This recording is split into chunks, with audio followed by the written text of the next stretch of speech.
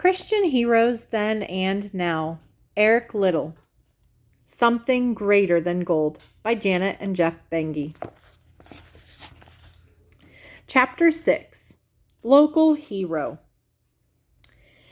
Eric peered out of the train window. The train was approaching Victoria Station.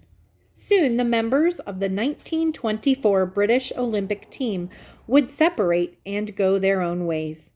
Eric would be returning to Edinburgh, where he was due to graduate from university the following Saturday. As the train pulled slowly into the station, people ran along the platform from carriage to carriage looking in the windows. "He's in here," yelled a teenage boy as he pointed at Eric. Soon a mob of people was gathered outside the carriage Eric was riding in. The crowd began cheering, "We want Eric! We want Eric!" As Eric gingerly opened the carriage door, a flood of cheers greeted him. Several of the men in the crowd grabbed him. He felt himself being hoisted onto their shoulders. The crowd went wild, cheering as Eric was paraded around the platform. Finally, things died down enough for Eric to make his way to a friend's home to stay the night.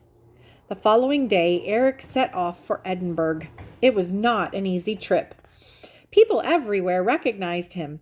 Young boys would thrust autograph books at him, and old men wanted to shake his hand or slap him on the back. Even though Eric was shy by nature, he did not mind the attention too much. He realized he had won his medals for the people of the British Isles. Now those people wanted to congratulate him.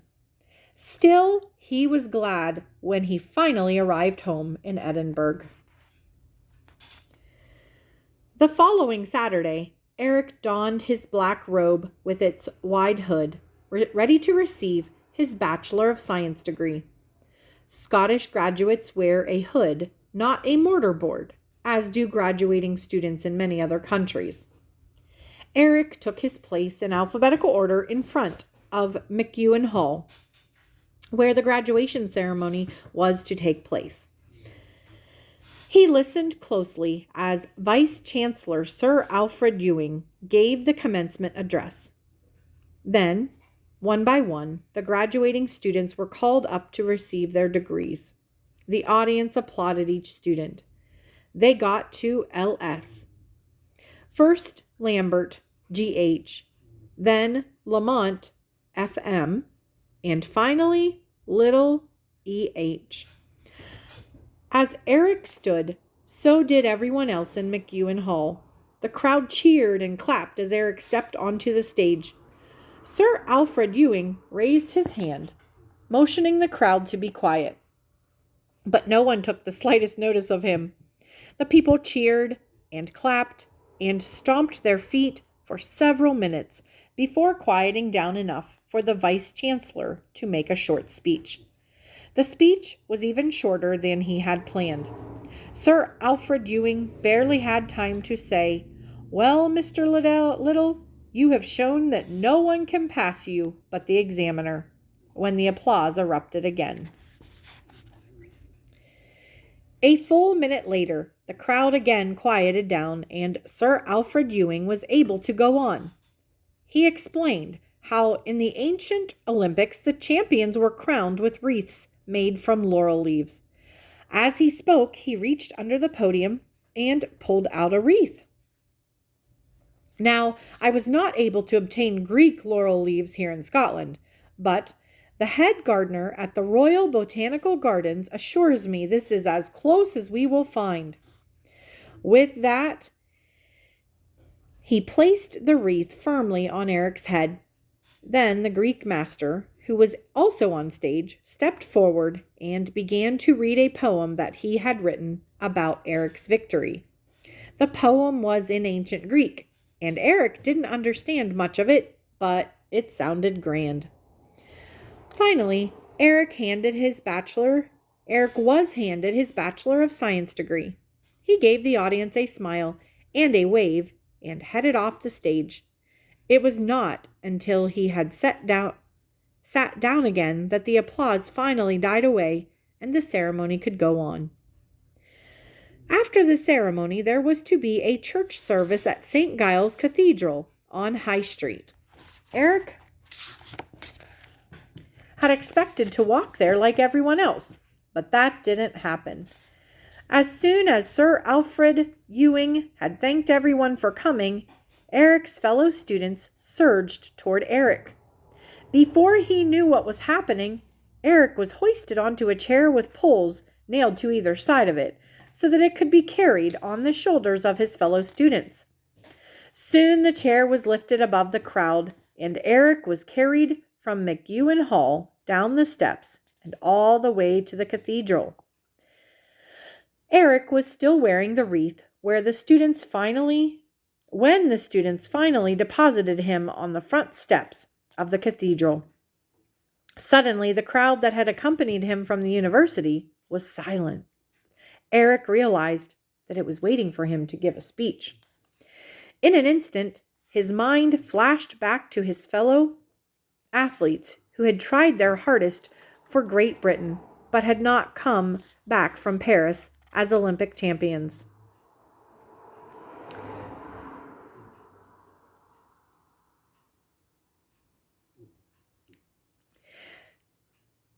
As he thought about them, Eric remembered a quote he'd read somewhere. He repeated the quote for the crowd. In the dust of defeat, as well as the laurels of victory, there is glory to be found if one has done his best. Then he talked for a few minutes about what the words meant, reminding the crowd that they should all be proud of themselves when they know they've tried their hardest at something. During the service in the cathedral, Eric sat quietly and listened to the sermon. He had hoped that things would have died down by the time the service was over, but the other students had an even bigger surprise for him. When the service was over, Eric was led down the aisle and through the double wooden doors. As he walked out into the sunlight, he saw a horse-drawn carriage waiting. Before he had time to realize what was happening, Eric found himself sitting inside the carriage next to Sir Alfred Ewing. The carriage pulled off and traveled along the Royal Mile and onto Prince's Street, Edinburgh's main street.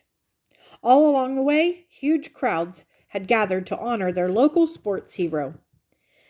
Eric smiled and waved to them. Finally, the carriage stopped outside the Vice-Chancellor's home, and Eric was invited in for dinner. It had been a wonderful day, and Eric happily wrote and told his parents and Robert all about it. He wished they could have seen it for themselves. Since they didn't, he sent them a pile of newspaper clippings about his achievements in Paris at the Olympic Games. The celebrations did not end in a single day, though. For the next week, receptions and parties were held for Eric every day. Just when Eric thought he could take no more, it was time for him to climb aboard the train for a trip to London. There, at Stamford Bridge, he was to compete for the British Empire against the United States. It had been arranged before the Olympic Games started that the American team would stop off in London on its way home for the competition. As he rumbled along on the train towards London, Eric could hardly believe it had only been 8 days since the Olympic Games had ended. So much had happened to him in such a short time. Eric was to be the last man, the anchor, on the British Empire's 4x4 meter relay team. The anchor on the American team was none other than Horatio Fitch, whom Eric had beaten in the final of the 400-meter race in Paris. Everyone present for the competition wondered whether Eric could beat Fitch again. The people didn't have to wait long to find out. As the runners rounded the turn, just before handing off their batons to the anchors, it was obvious that the United States should win the relay. As Eric Liddell reached back and grabbed the baton from his British teammate, he was a full 7 meters behind Horatio Fitch. Eric threw his head back and thrashed his arms back and forth at his side in his odd running style. As he did so, he gathered speed. By the time he reached the first turn, Eric was gaining on Horatio Fitch. Down the back straight, he pulled even with him, but on the second turn, Horatio managed to hold off Eric's challenge and stay just in front, though not by much. But as they entered the home straight and headed for the finish line, Horatio Fitch had no answer for Eric's final burst of speed. Eric began to pull away and cross the finish line 4 meters ahead of Horatio Fitch. The crowd went wild. By the time Eric got back to Scotland, everyone had heard about his latest victory. More people than ever wanted to hold parties in his honor. For the time being, he was Scotland's greatest sports star. A week after arriving back in Edinburgh, Eric was at yet another dinner in his honor. This time, he had invited his old coach, Tom McKercher, to attend with him. During his speech, Eric told the audience how much Tom McKercher had helped and encouraged him when he had been a green athlete fresh out of high school. When the speech was over, the crowd clapped and cheered. Tom McKercher stood and bowed and then sat down again. Everyone expected Eric to do the same. But as the applause died away, Eric continued to stand with a serious look fixed on his face. The audience grew silent. Did Eric Liddell have something to say? Eric cleared his throat and began softly. Before I sit down, there is one more thing I would like to tell you all. It has been a wonderful experience to compete in the Olympic Games and to bring home a gold medal. But since I have been a young lad, I have had my eyes on a different prize. You see, each one of us is in a greater race than any I have run in Paris, and this race ends when God gives out the medals. It has always been my intention to be a missionary, and I have just received word that I have been accepted as a chemistry teacher at the Anglo-Chinese College in Tientsin, China. From now on, I will be putting my energy into preparing to take up that position. The room was completely silent. People stared at Eric with open mouths. The impact of what he had just said was slowly sinking in. Scotland's greatest athlete was giving up running to go to China. Within hours, every newspaper in the country would carry the stunning news. Eric was glad the news was finally out. Now everyone knew of his decision, and he could be busy himself making plans to get to China. While he looked forward to teaching chemistry and being a coach at the college, more than just teaching and coaching students, Eric wanted to help them spiritually. But to be more effective doing that, he felt he needed some extra training. After communicating further with the Anglo-Chinese College in Tientsin, it was decided that he should stay 1 more year in Scotland and study theology at the Congregational College in Edinburgh. Of course, study did not keep Eric, being who he was, busy all the time.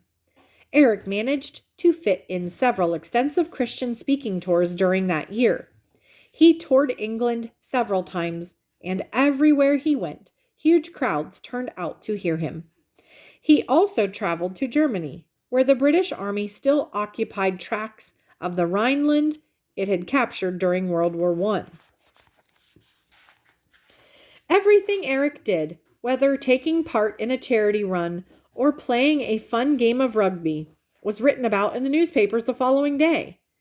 Nothing about him seemed too trivial to report on. People all over Scotland seemed to want to read about everything Eric was up to. Elsa McKechnie was one such person. She was a 14-year-old girl who followed what Eric was doing with great interest. Every night, she would scour the newspapers to see if there was anything new to read about him. She would discuss all she found out about Eric with her friends at the George Watson Ladies' College in Edinburgh. Nearly all the girls at the school had the same interest in Eric as Elsa. He was, after all, a local hero, not to mention a very charming young man. One day, Elsa McKechnie had an idea. Why not form an Eric Liddell fan club? She discussed the idea with her friends at school, and they all agreed it would be a great thing to do. Elsa quickly made up rules for the new club. To become a member, a person had to pass an oral exam about the life of Eric Liddell.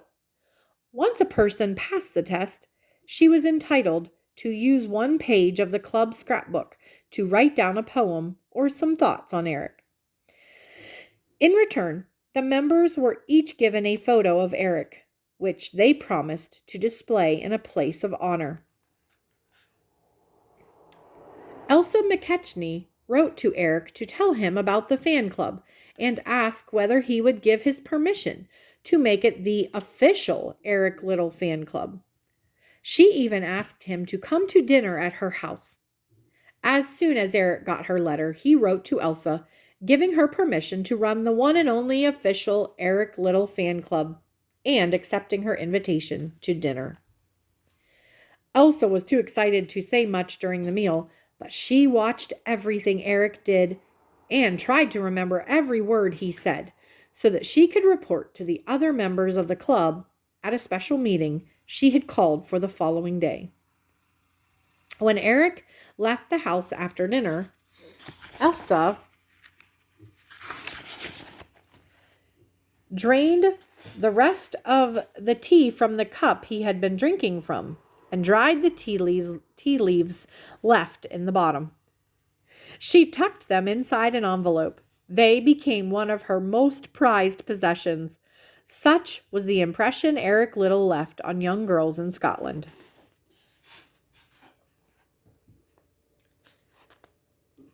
Time was passing quickly, though. Before Eric knew it, his year at the Congregational College was over, and he was packing for China. Newspapers counted down the weeks until July 13th. One paper even printed a cartoon of Eric running in black shorts and a clergyman's collar. Many people in Scotland understood why he was leaving, and they wanted to encourage him any way they could. Eric's last official running event was at the Scottish AAA Championships at Hampden Park, Glasgow. When people heard that Eric Liddell was entered in the 100, 220, and 440-yard races, 12,000 spectators showed up to cheer him on. Eric thrilled his fans by winning all 3 races. Not only did Eric's admirers come to see him run one last time before he left Scotland, but enormous crowds came to hear him speak in churches as well. As many as 1,000 people had to be turned away, sometimes because there was no more room in the church where he was speaking. When the time came for him to leave, there was hardly a person in all Scotland who didn't know where Eric was going and why. Just as when he had returned from the Olympic Games in Paris, and an endless round of luncheons and dinners was arranged for people to say goodbye to Eric, who graciously attended them all. Finally, Monday, July 13th, 1925 arrived. At 5 p.m., Eric picked up his suitcases and looked around his room one last time. His friends had arranged for him to get to Waverley Railway Station, but they had given him no details about the arrangements. As Eric opened the door and stepped out into the warm evening, his mouth fell open in shock. In front of him was a carriage, much like the one that had taken him from St. Giles Cathedral to the Vice Chancellor's house for dinner a year ago. However, this carriage was different in one big way. Instead of being drawn by two horses, like the previous carriage, this carriage was led by two teams of students and friends who held the shaft in their hands, ready to pull the carriage with Eric in it all the way to the station. Amid cheering and whistling, Eric climbed into the carriage and off the men trotted. The teams pulled the carriage up Hope Terrace, along Clerk Street, and then Nicholson Street, over the bridge and on to the station. All along the route, people had gathered to say farewell to Scotland's most famous and well-loved athlete. Some people even burst into tears as Eric passed by. Others waved and whistled loudly. Traffic ground to a halt as the crowd surged forward for one last glimpse of their hero. Drivers honked their car horns and counted themselves lucky to be caught in a traffic jam caused by people wanting to honor Eric Liddell.